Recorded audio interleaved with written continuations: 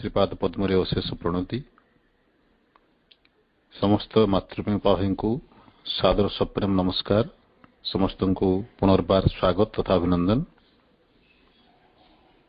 मां पाखरे विनम्र कृतज्ञता निवेदन करवा एवं प्रार्थना करवा आमको तांकरी आलोक रे परिचालित करंसु। प्रभुंकर भावना कारिका अध्ययन क्रम रे आज आम अध्ययन करवा कारिका संख्या 139 और 140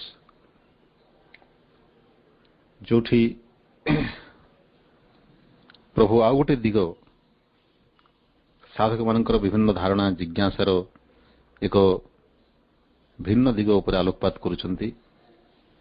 सेटा होची अतिमानस चेतना एवं अतिमानव संपर्क रे आमर जो धारणा। कारिका संख्या 139 रे प्रभु कहउछंती, who is the superman? He who can rise above this matter regarding broken mental human unit and possess himself universalized and deified in a divine force, a divine love and joy and a divine knowledge। अर्थात अतिमानव किए जे यही जड़मुखी भग्न मानविक मानस सर्वस्व व्यष्टिर ऊर्ध्व को जाइपारे एवं निजको विश्वव्याप्त करी एक दिव्य शक्ति, एक दिव्य प्रेम एवं आनंद तथा दिव्य ज्ञान माध्यम रे आत्मकर्ता होई पारे। आउ टिके सरल भाव रे आम यदि कारिकाटर अर्थ को बुझिबा को चेष्टा करिबा, अतिमानवर संज्ञा एठी प्रभु निरूपित करुचंती। किए अतिमानव? सेई चेतना बा सेई व्यष्टि सत्ता जे कि एभली गोटे चेतनार अधिकारी जे एई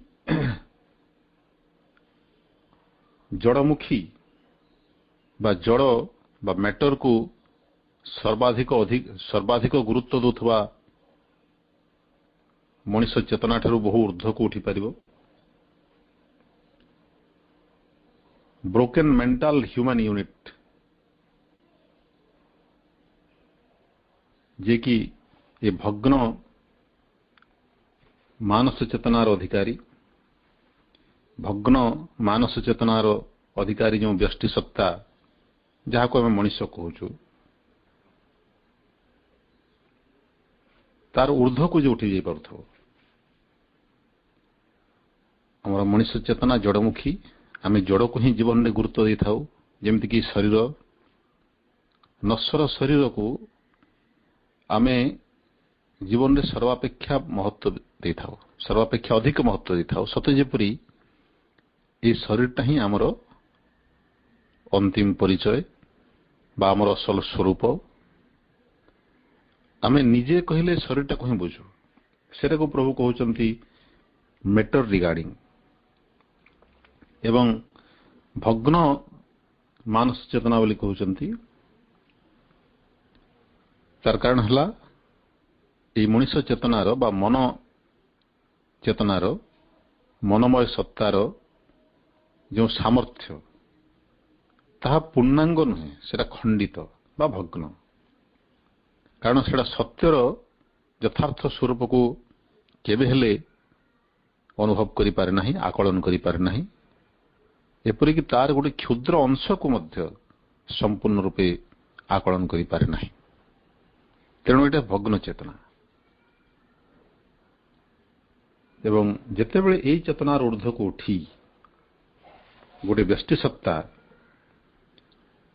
दिव्य प्रेम, दिव्य आनंद एवं दिव्य ज्ञानर चेतनार उत्तीर्ण हो पार एवं से चेतनार उत्तीर्ण होई निजे निजर आत्मार कर्ता हो पार। अर्थात से होइथवा आत्मजयी,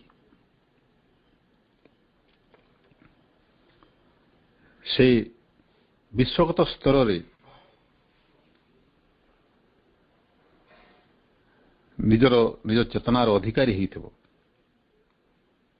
ଅର୍ଥାତ୍ ନିଜର ବିଶ୍ୱଗତ ଚେତନାର ପରିଚୟ ଭିତରେ ନିଜେ ସ୍ଥିତ ହୋଇଥିବ, କିମ୍ବା ଆଉ ଟିକେ ସରଳ ଭାଷାରେ କହିଲେ ନିଜର ବିଶ୍ୱମୟତା ସମ୍ପର୍କରେ ସେ ସଚେତନ ହୋଇଥିବ। ଚେତନାର ପ୍ରସାରଣ ଯେତେବେଳେ ହେଇଯାଏ, ବ୍ୟକ୍ତି ତାର କ୍ଷୁଦ୍ର ବ୍ୟକ୍ତିଗତ ଅହଂରୁ ଉତ୍ତୀର୍ଣ୍ଣ ହୋଇକରି ତାର ଚେତନା ବିସ୍ତାରିତ ହୋଇଯାଏ ବିଶ୍ୱଗତ ସ୍ତରକୁ। କସ୍ମିକ୍ କନସିୟସନେସ୍ ବା ୟୁନିଭର୍ସାଲ କନସିୟସନେସ୍ ଆମେ ଯାହାକୁ କହୁ, ଏବଂ ସେଇଠୁ ଆହୁରି ବିସ୍ତାରିତ ହୋଇଗଲେ ସେଟା ହେଇଯାଏ ବିଶ୍ୱାତୀତ, ସେଟାକୁ ଟ୍ରାନ୍ସେଣ୍ଡେଣ୍ଟାଲ ବୋଲି ଇଂରାଜୀରେ କୁହାଯାଏ।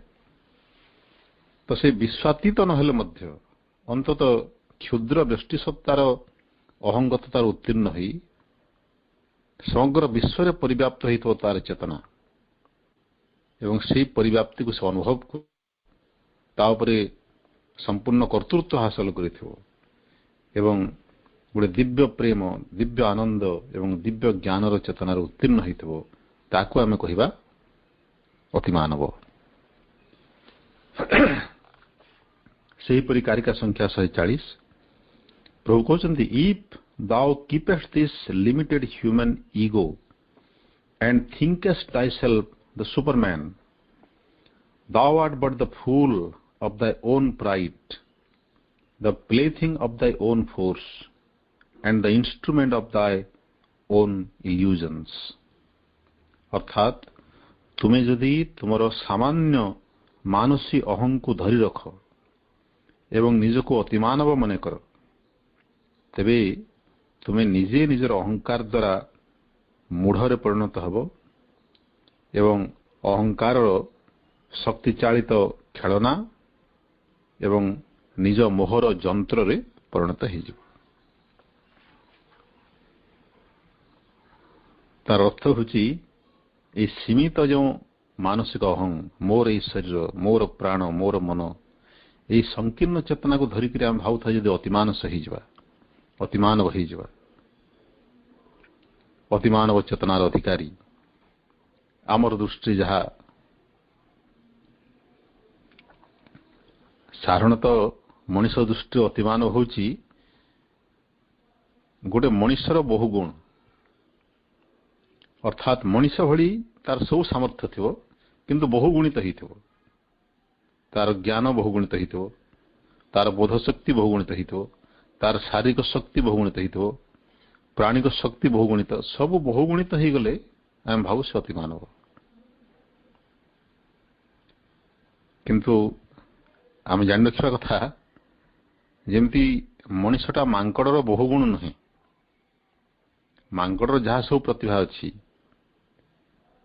ସେଟା ଯଦି ସବୁକୁ ବହୁଗୁଣିତ କରି ଦିଆଯାଏ, ସବୁକୁ ଧରାଯାଉ 100 ଗୁଣ କରି ଦିଆଗଲା,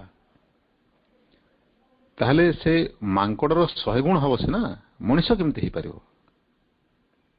ଠିକ୍ ସେମିତି ମଣିଷର 100 ଗୁଣ ବା 1000 ଗୁଣ ବା 1,00,000 ଗୁଣ ଅତିମାନବ ନୁହେଁ। ସେ 100 ଗୁଣ ମଣିଷ ହେଇପାରେ, ଗୋଟେ ଉଚ୍ଚତର ମଣିଷ ହେଇପାରେ,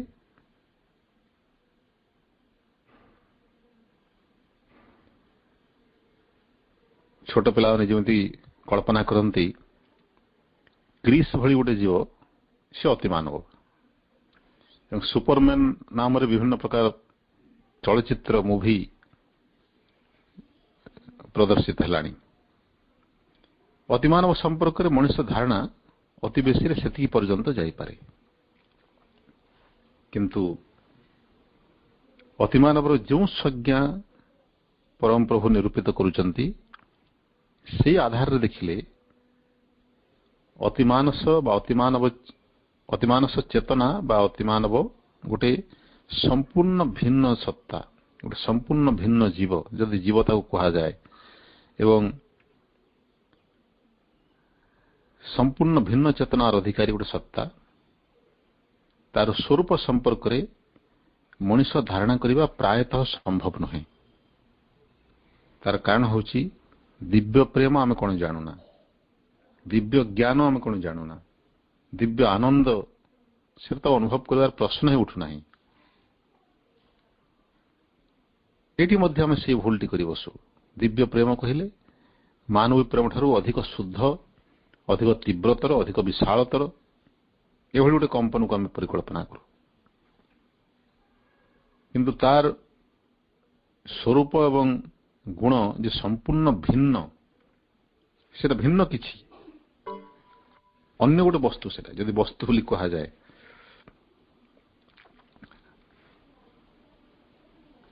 ତେଣୁ ସେ ଭିନ୍ନ କିଛିର ପରିକଳ୍ପନା ମଣିଷ ଚେତନା ପକ୍ଷରେ ସମ୍ଭବ ନୁହେଁ। ବୋଧେ ଏହି ଧାରଣାଟି ପ୍ରଭୁ ଦେବାକୁ ଚାହୁଁଛନ୍ତି ଏବଂ ଅତିମାନବକୁ ଏହିଭଳି ଭାବରେ ସେ ସଂଜ୍ଞା ମଧ୍ୟ କରିଛନ୍ତି, ଯିଏକି ନିଜର ଚେତନା ଉପରେ ସମ୍ପୂର୍ଣ୍ଣ କର୍ତ୍ତୃତ୍ୱ ହାସଲ କରିଥିବ ଏବଂ ଦିବ୍ୟ ପ୍ରେମ, ଦିବ୍ୟ ଜ୍ଞାନ, ଦିବ୍ୟ ଆନନ୍ଦ ଭିତରେ, ଦିବ୍ୟ ଆନନ୍ଦ ଚେତନା ସ୍ତରରେ ସେ ନିଜକୁ ଉତ୍ତୀର୍ଣ୍ଣ କରିଥିବ ଏବଂ କ୍ଷୁଦ୍ର ବ୍ୟକ୍ତିଗତ ଅହଙ୍ଗତତାରୁ ବିସ୍ତାରିତ ହୋଇକରି ତାର ଚେତନା ସମଗ୍ର ବିଶ୍ୱରେ ପରିବ୍ୟାପ୍ତ ହୋଇଥିବ।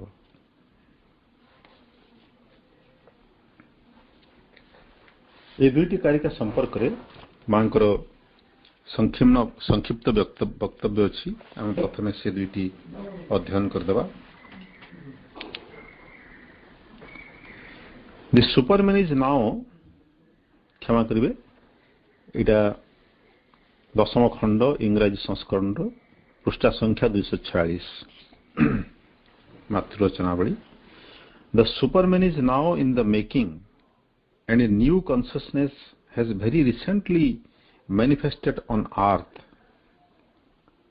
to bring this process to perfection. ମା କହୁଛନ୍ତି ଅତିମାନବ ସୃଷ୍ଟି ହେଇନାହିଁ ବା ଏ ପୃଥିବୀରେ ବିଚରଣ କରିନାହିଁ, ସେ ବର୍ତ୍ତମାନ ପ୍ରସ୍ତୁତି ଅବସ୍ଥାରେ ଅଛି।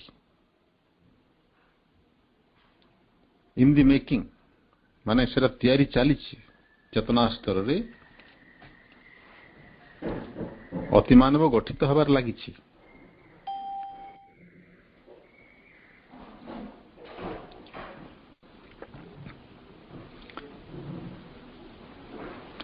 has yet arrived at this fulfillment, especially since it must be accompanied କ୍ଷମା କରିବେ, but it is unlikely that any human being has yet arrived at this fulfillment, especially since it must be accompanied by a transformation of the physical body, and this has not yet been accomplished. ମା କହୁଛନ୍ତି ଅତିମାନବ ଗୋଟେ ନୂତନ ଚେତନାର ଜୀବ, ନୂତନ ଚେତନାର ସତ୍ତା, ଯାହାକି ପୃଥିବୀରେ ପ୍ରକାଶିତ ହେଇଛି ସେଇ ଚେତନାଟି। କିନ୍ତୁ ଅତିମାନବ ଚେତନାର ଅଧିକାରୀ ଜୀବ ସେ ସମ୍ପୂର୍ଣ୍ଣ ବିକଶିତ ହେଇନାହିଁ ବା ପ୍ରତିଷ୍ଠିତ ହେଇନାହିଁ। ଏବଂ ଏଇ ଯେଉଁ ଅତିମାନବ ତିଆରିର ଯେଉଁ କାର୍ଯ୍ୟ, ପ୍ରସ୍ତୁତି କାର୍ଯ୍ୟ ଚାଲିଛି, ତାକୁ ପୂର୍ଣ୍ଣାଙ୍ଗ ରୂପ ଦେବା ପାଇଁ ଅତିମାନସ ଚେତନା ପୃଥିବୀରେ ପ୍ରକାଶିତ ହୋଇସାରିଛି। ଆମେ ଜାଣୁ ମା ଶିବଙ୍କର ଜୀବନ ଇତିବୃତ୍ତରୁ ଯେ କିଭଳି ପରମ ପ୍ରଭୁ ଅତିମାନସ ଚେତନାକୁ ଉତାରି ଆଣିଲେ ସେ ଅତିମାନସ ସ୍ତରରୁ, ଏବଂ କିଭଳି ମା ତାକୁ ନିଜ ଶରୀରରେ ଧାରଣ କରି ଧୀରେ ଧୀରେ ପାର୍ଥିବ ଚେତନାରେ ବିତରିତ କଲେ। ଏବଂ ସେଦିନଠୁ ଏ ପୃଥିବୀରେ ଅତିମାନସ ଚେତନାର ଅଧିକାରୀ ଜୀବର ପ୍ରସ୍ତୁତି ଚାଲିଛି ଚେତନାଗତ ସ୍ତରରେ। କିନ୍ତୁ କୌଣସି ମଣିଷ, ମା କହୁଛନ୍ତି କୌଣସି ମଣିଷ ପକ୍ଷରେ ସେ ସ୍ତରରେ ଉପନୀତ ହେବା ଅସମ୍ଭବ। କେହି ସେମିତି ହେଇପାରି ନାହାନ୍ତି ବର୍ତ୍ତମାନ ପର୍ଯ୍ୟନ୍ତ। କାରଣ ସେଥିପାଇଁ ଆବଶ୍ୟକ ହେଉଛି ଶରୀର ଚେତନା ପର୍ଯ୍ୟନ୍ତ ପ୍ରତ୍ୟେକଟି ଚେତନା ସ୍ତରର ସମ୍ପୂର୍ଣ୍ଣ ରୂପାନ୍ତର। ମାନସିକ ଏବଂ ପ୍ରାଣିକ ଚେତନା ତ ଅପେକ୍ଷାକୃତ ଟିକେ ସହଜରେ ରୂପାନ୍ତରିତ ହୋଇଯିବ, କିନ୍ତୁ ଏହି ଶରୀର ଚେତନା ରୂପାନ୍ତରିତ ହେବାଟା ବହୁତ କଷ୍ଟ ସାପେକ୍ଷ। ଏ ଶରୀର ଚେତନା ଯେତେବେଳେ ରୂପାନ୍ତରିତ ହୋଇଯିବ ଅତିମାନସ ତତ୍ତ୍ୱରେ, ଏହା ଆଉ ଜରା ବ୍ୟାଧି ମୃତ୍ୟୁର କବଳିତ ହେବ ନାହିଁ। ତେଣୁ ସେଇ ଅବସ୍ଥା ଏପର୍ଯ୍ୟନ୍ତ ଆସିନାହିଁ, ସେଇ ସିଦ୍ଧି ଏପର୍ଯ୍ୟନ୍ତ ହାସଲ ହୋଇନାହିଁ ବୋଲି ମା କହିଲେ। ସେହିପରି କାରିକା ସଂଖ୍ୟା 140 ସମ୍ପର୍କରେ ମା କହୁଛନ୍ତି, ଯେଉଁ ବ୍ୟକ୍ତିର ଅହଙ୍ଗତା ସମ୍ପର୍କରେ, this naturally implies that all the ambitious people who now declare themselves to be superman can only be imposters or people full of pride who deceive themselves and try to deceive others। ତେଣୁ ଯେଉଁ ଲୋକମାନେ ବହୁତ ଉଚ୍ଚାକାଂକ୍ଷୀ, ନିଜକୁ ଅତିମାନବ ବୋଲି ଘୋଷଣା କରିଦେଇଥିଲେ, ନିଜର ହୁଏତ କିଛି ସେମାନଙ୍କର ବହୁବିଧ କ୍ଷମତା ଥିବ କିମ୍ବା ନିର୍ଦ୍ଦିଷ୍ଟ ଗୋଟେ ସାମର୍ଥ୍ୟର ସାଧାରଣ ମଣିଷ ତୁଳନାରେ ସେଟା ବହୁଗୁଣିତ ହେଇଥିବ। ଧରାଯାଉ ଜଣେ ଅତି ପ୍ରସିଦ୍ଧ ମଲ୍ଲଯୋଦ୍ଧା ବା ରେସଲର କିମ୍ବା ମାନସିକ ଦୃଷ୍ଟିରୁ ଅତି ବିଚକ୍ଷଣ ମାନସିକ ସାମର୍ଥ୍ୟର ଅଧିକାରୀ ଅନେକ ବ୍ୟକ୍ତିଙ୍କ ସମ୍ପର୍କରେ ଆମେ ଶୁଣୁ, ଯିଏକି କମ୍ପ୍ୟୁଟର ଠାରୁ ଅଧିକ ବେଗରେ ଗାଣିତିକ ହିସାବ କରିଦେଉଛନ୍ତି କିମ୍ବା ଏତେ କିଛି ସ୍ମୃତି ଶକ୍ତି ଅଛି ଯାହାକି ଗୋଟେ କମ୍ପ୍ୟୁଟର ପକ୍ଷରେ ମଧ୍ୟ ସମ୍ଭବ ନୁହେଁ। ସେଭଳି ବ୍ୟକ୍ତିକୁ ଆମେ କହୁ ସୁପରମ୍ୟାନ ବା ଅତିମାନବ, କିନ୍ତୁ ପ୍ରକୃତରେ ସେଟା ନୁହେଁ। ଯେଉଁମାନେ ସେଭଳି ଆତ୍ମଘୋଷିତ ଅତିମାନବ ହୋଇଛନ୍ତି,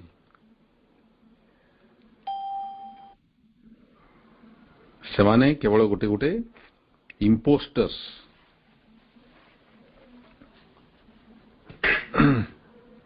ବା ଗୋଟେ ପ୍ରତାରକ, ଗୋଟେ ଛଦ୍ମବେଶରେ ଅନ୍ୟକୁ ଧୋକା ଦେଉଥିବା ଲୋକ, ଯେଉଁମାନେ ଅତ୍ୟନ୍ତ ଗର୍ବୀ ଏବଂ ତାଙ୍କର ଗର୍ବ ଦ୍ୱାରା ସେମାନେ କେବଳ ନିଜକୁ ହିଁ ପ୍ରତାରିତ କରିଥାନ୍ତି। ଯଦିଓ ଅନ୍ୟକୁ ପ୍ରତାରିତ କରିବାକୁ ଚାହାନ୍ତି, କିନ୍ତୁ ପ୍ରକୃତରେ ସେମାନେ ନିଜକୁ ହିଁ ପ୍ରତାରିତ କରିଥାନ୍ତି।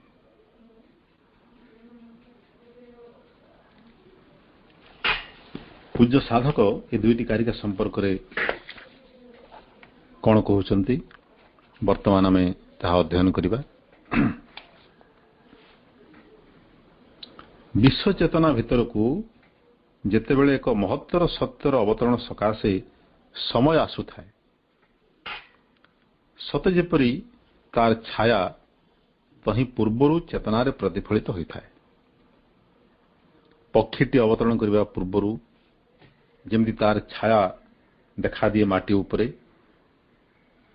ଯେଉଁ ଅତିମାନସ ଚେତନା ଏବଂ ସେ ଚେତନା ଦ୍ୱାରା ରୂପାନ୍ତରିତ ଅତିମାନବର ପ୍ରତିଶ୍ରୁତି ଶ୍ରୀଅରବିନ୍ଦ ଉପସ୍ଥାପନ କଲେ, ସମସାମୟିକ କେତେକ ସମ୍ବେଦନଶୀଳ ଚେତନାରେ ସମ୍ଭବତଃ ତାର ସ୍ପନ୍ଦନ ଅନୁଭୂତ ହୋଇଥିଲା, ଅପୂର୍ଣ୍ଣ ଏବଂ ବିକଳାଙ୍ଗ ଭାବରେ।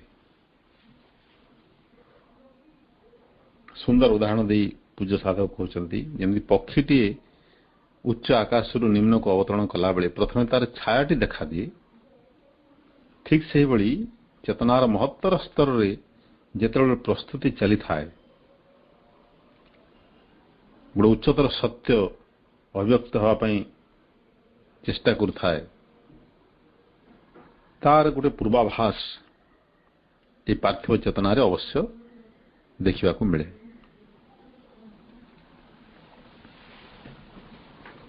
ତେଣୁ ସେହି ଆଭାସ ନିଜେ ଚେତନା ଭିତରେ ଅନୁଭବ କରି ପରମ ପ୍ରଭୁ ଶ୍ରୀଅରବିନ୍ଦ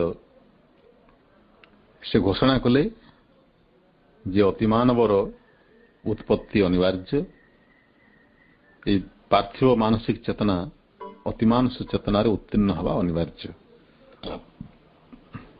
କିନ୍ତୁ ସେଟା ଶୁଣି କେତେକ ସମ୍ବେଦନଶୀଳ ସମସାମୟିକ ବ୍ୟକ୍ତି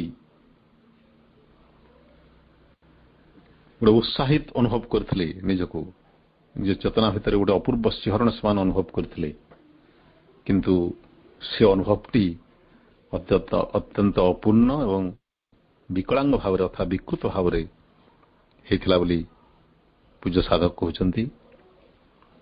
ବିକଳାଙ୍ଗ କହିବାର ଅର୍ଥ ହେଉଛି ବିକୃତ ଅଭିବ୍ୟକ୍ତି ସତ୍ୟର, ଯଥାର୍ଥ ଧାରଣା ନ ହେଇକରି ଅତ୍ୟନ୍ତ ଭ୍ରାନ୍ତ ବା ବିଭ୍ରାନ୍ତକାରୀ ଧାରଣା, ଯାହା ସବୁ ଆମେ ଏହା ପୂର୍ବରୁ ଆଲୋଚନା କଲେ।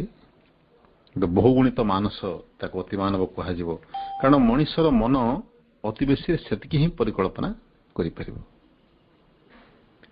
ଯେତିକି ସମ୍ପର୍କରେ ତାର ଜ୍ଞାନ ଅଛି ଆଗରୁ, ତାକୁ କେବଳ ଫେଣ୍ଟାଫେଣ୍ଟି କରି ସେ ଗୋଟେ ରୂପ ଗଠନ କରିପାରିବ। ଯୋଉଟା ତା ଭିତରେ ଆଦୌ ନାହିଁ, ସେ ବିଷୟରେ ସେ କଳ୍ପନା କରିବ କେମିତି? ଅତିମାନସ ଏମିତି ଗୋଟେ ଚେତନା ଯାହାକି ମଣିଷର ମନ ଚେତନା ଭିତରେ ଆଦୌ ନାହିଁ, ତାର ଝଲକ ମଧ୍ୟ ନାହିଁ।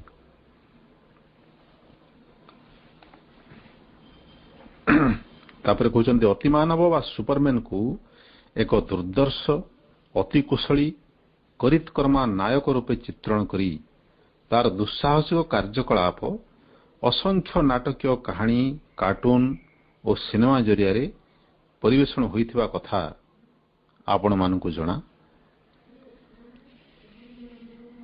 ସେ ହାଲୁକା କଳ୍ପନାର ବିପରୀତ ଦିଗରେ ଥିଲା ଜଣେ ବିଦଗ୍ଧ ଜର୍ମାନ ଦାର୍ଶନିକ ନିତ୍ସେଙ୍କର ପରିକଳ୍ପନା।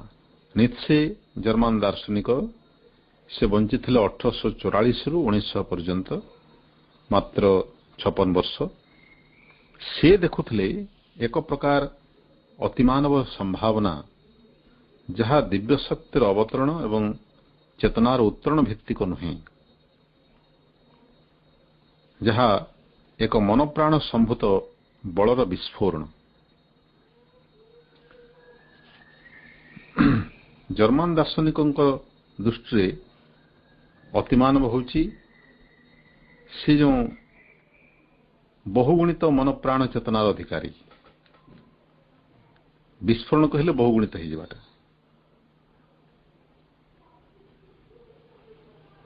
ଏବଂ ସେ एकथा स्वीकार करुनथिले जे दिव्य शक्तिर अवतरण एवं ताद्वारा चेतनार उत्तरण फल जो गोटे उच्चतर चेतनार जीव सृष्टि हेब सी अतिमानव हेब ए संभावना को से स्वीकार करुनथिले।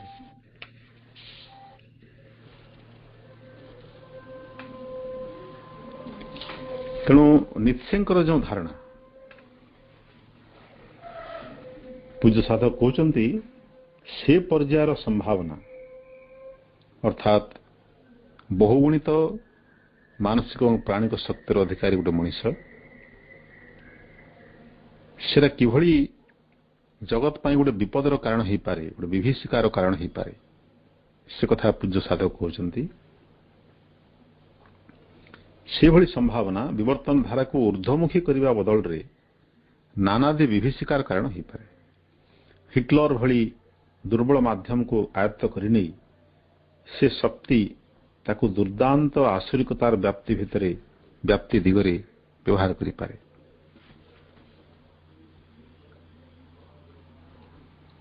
तेणु से भली गोटे दानवीय चेतना जहाँकि मनीषर सामर्थ्य ठारू बहुगुण अधिक किंतु कौन सी प्रकार दिव्य नुहे, से भली गोटे चेतना हिटलर भली गोटे उच्चाकांक्षी उच्चाभिलाषी एवं निष्ठुर निर्मम चेतना को कबलित करी ताकू आसुरिकतार व्याप्ति दिगरे व्यवहार करि पारे। एते भयंकर हो पारे मनीषर मूढ़ता एवं तार उच्चाकांक्षार परिणाम। तापर कहते दुई गोटी तथा यार परवर्ती दुईटी कारिकारे श्री अरविंद अतिमानवर एभली धारणा केड़े भ्रांत से चेतावनी देछन्ति। प्रत्येक सत्यर बहु विकृत रूप रही थाए। जेकोसी अतिभौतिक अभिज्ञता आध्यात्मिक अभिज्ञता नुहे, नानादि विभूति प्रकट करि पारुथबा अथवा अलौकिक कार्यकलापर दृष्टांत रखि पारुथबा व्यक्तिटी दिव्य पुरुष नुहे। ସେମିତି ହାରାହାରି ମାନବ ତୁଳନାରେ ବହୁ ଅଧିକ ଇଚ୍ଛାଶକ୍ତି, ସାହସ, ଦମ୍ଭ, ବିକ୍ରମ, ପ୍ରତିଭା ଏବଂ ସାଫଲ୍ୟ ଭଳି କାମ୍ୟ ଗୁଣ ସବୁର ଅଧିକାରୀ ମାତ୍ରେ ଅତିମାନବ ନୁହେଁ।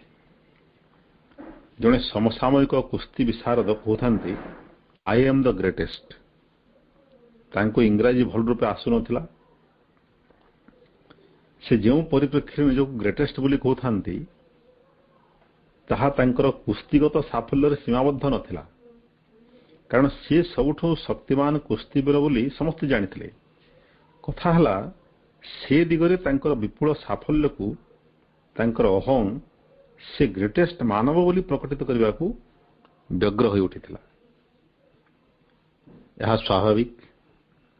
ଏହି ବର୍ଷ ତଳେ ଦକ୍ଷିଣ ଭାରତର ଜଣେ ବିଖ୍ୟାତ ଅର୍ଥାତ୍ ଜନପ୍ରିୟ ସିନେମା ସଙ୍ଗୀତ ନିର୍ଦ୍ଦେଶକ ଜଣେ ସାମ୍ବାଦିକଙ୍କ ସହ ସାକ୍ଷାତକାର ଅବସରରେ ନିଜ ପ୍ରତିଭା ସମ୍ପର୍କରେ କ୍ରମେ ଅଧିକରୁ ଅଧିକ ଆତ୍ମମୁଗ୍ଧ ହୋଇ ଶେଷରେ ସାକ୍ଷାତକାରୀଙ୍କୁ ଏକ ଗୋପନ କଥା କହିବା ଢଙ୍ଗରେ କହି ପକାଇଥିଲେ କି ସେ ଈଶ୍ୱରଙ୍କର ଅବତାର। ମଣିଷର ମୂଢ଼ତା ତାକୁ କେତେ ହାସ୍ୟାସ୍ପଦ ସ୍ତରକୁ ପତିତ କରିପାରେ, ତାର ସୁନ୍ଦର ଉଦାହରଣଟି ଦେଇଛନ୍ତି ପୂଜ୍ୟ ସାଧକ।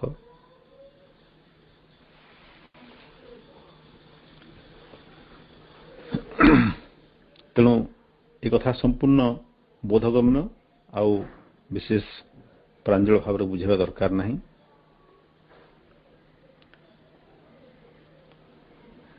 ବିଭିନ୍ନ ଚମତ୍କାର ପ୍ରଦର୍ଶନ କରୁଥିବା ବ୍ୟକ୍ତି ଅତିମାନବ ଦିବ୍ୟ ପୁରୁଷ କେବେ ହେଇପାରେ ନା। ଏଠି ତ ସାଧାରଣ ମଣିଷଟି କରିପାରେ କିଛି ସୀମିତ କୌଶଳର ଅଧିକାରୀ ହେଇକରି, ଯେମିତି ଯାଦୁଗର ମାନେ ବିଭିନ୍ନ ଚମତ୍କାର ସୃଷ୍ଟି କରନ୍ତି, କିନ୍ତୁ ସେମାନେ ଯଦି ଅତିମାନବ ହୋଇଥାନ୍ତେ, ଏଭଳି ବିଚରା ଭାବରେ ଦ୍ୱାର ଦ୍ୱାର ବୁଲି ସହର ସହର ବୁଲି ତାଙ୍କର କଳାକୌଶଳ କାହିଁକି ପ୍ରଦର୍ଶନ କରୁଥାନ୍ତି? ତେଣୁ ଏଭଳି ଧାରଣା ସମ୍ପୂର୍ଣ୍ଣ ଅମୂଳକ। ପୂଜ୍ୟ ସାଧକ କହୁଛନ୍ତି, ଏମାନେ ଶକ୍ତିମାନ।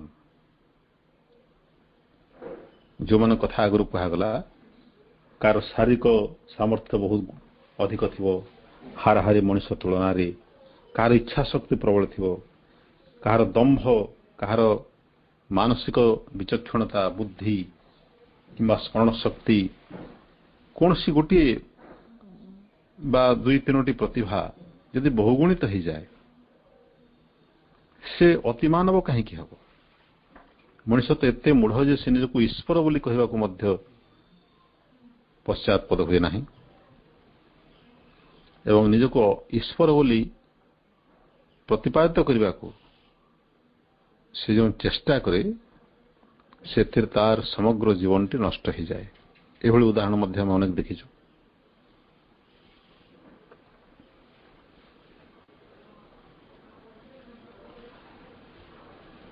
ପୂଜ୍ୟ ସାଧକ କହୁଛନ୍ତି, ଏମାନେ ଶକ୍ତିମାନ, କିନ୍ତୁ ବିଶ୍ୱବ୍ୟାପ୍ତ ଅଜ୍ଞାନ ଅହଙ୍କାର ଶକ୍ତି ଏମାନଙ୍କୁ ଅବହେଳା କ୍ରମେ ନିଜର କ୍ରୀଡ଼ା ପୁତ୍ତଳିକା ବନାଇପାରେ। ଯେଉଁ ବିଶ୍ୱଗତ ଅଜ୍ଞାନ ଏବଂ ସାମଗ୍ରିକ ଅହଙ୍କାର ଏମାନଙ୍କୁ ସହଜରେ ନିଜର ଦାସ ବନେଇ ଦିଏ, ଏବଂ ତଦ୍ୱାରା ମାନେ ଯେଉଁ ଆଚରଣ କରନ୍ତି ତାହା ଅତି ମୂଢ଼ତାପୂର୍ଣ୍ଣ ଆଚରଣ। ଅତିମାନବର ଯେଉଁ ସଂଜ୍ଞା ସହ ଆମେ ପରିଚିତ ହେବା ଦରକାର, ତାହା ସାଧାରଣ ମାନବର ଗୋଟେ ଅତିକାୟ ଦେହଗତ ବା ପ୍ରାଣଗତ ବା ମନୋଗତ ସଂସ୍କରଣ ନୁହେଁ, ତାହା ମାନବ ସତ୍ତାରୁ ଅତିକ୍ରାନ୍ତ ଏକ ମହାଚେତନାର ରୂପାୟନ। ବହୁତ ସୁନ୍ଦର ଭାଷାରେ ପୂଜ୍ୟ ସାଧକ ଅଭିବ୍ୟକ୍ତ କରିଛନ୍ତି, ମାନବ ସତ୍ତାରୁ ଅତିକ୍ରାନ୍ତ ଏକ ମହାଚେତନାର ରୂପାୟନ। ସେଟା ହେଉଛି ଅତିମାନସ ଚେତନା। ଅତିମାନବ ଗୋଟେ ଅତିକାୟ ମାନବ ନୁହେଁ, ବା ଅତି ବୁଦ୍ଧିମାନ ମଣିଷ ନୁହେଁ, ବା ଅତି ସାମର୍ଥ୍ୟବାନ ମଣିଷ ନୁହେଁ।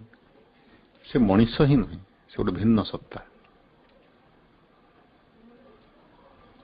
1969ରେ ये दुई कारिका उपरे मंतव्य दे श्रीमा कहिथिले अतिमानव प्रस्तुति पथे वर्तमान प्रस्तुति पथे एवं पृथ्वी रे एक नूतन चेतना अति निकटरे प्रकटित होईछि पद्धति को परिपूर्णता आनी देबा निमंते किंतु से परिपूर्णता रे कोनसे मनुष्य उपनीत होइथिबा संभव नहे विशेषतः जेहेतु ता सहित स्थूल शरीर रूपांतर आवश्यक एवं से कार्यटी अद्यावधि संपूर्ण हे नाही एडा में अध्ययन कर सारी सेपरि द्वितीय कारिकाटी संपर्क में सीमा कही जो माने निज निज को अतिमानव मन करुवे से हुए तो गोटे भंड किंबा गर्व सर्वस्व प्रतारक जो माने कि निज को ठकी अन्य मान को ठकिबा दिगरे सचेष्ट तेणु से भली लोकों ठारू आमे दूरे रहिबा दरकार से भली कोनोसी दाबी बा घोषणा को गुरुत्व देवा उचित नुहे